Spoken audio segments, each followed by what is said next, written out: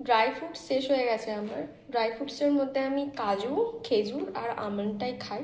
তো তার মধ্যে আমন্ডটা আছে, তাও আবার এটা ভিজতে দিতে ভুলে গেছি কালকে রাত্রেবেলা।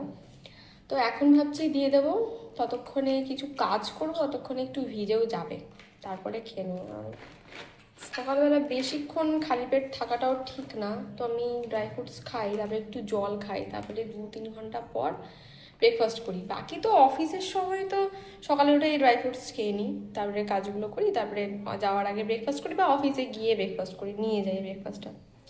তো এবার এখন ভিজতে দিয়ে দিয়েছি এতে, ভিজু একটু, ততক্ষণে আমি আমার যে কাজগুলো সেগুলো করে নিই।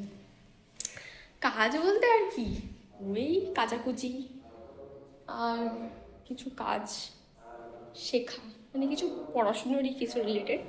তো ওটা আবার কি একটা গাড়ি এসছে, হ্যালো হ্যালো করছে।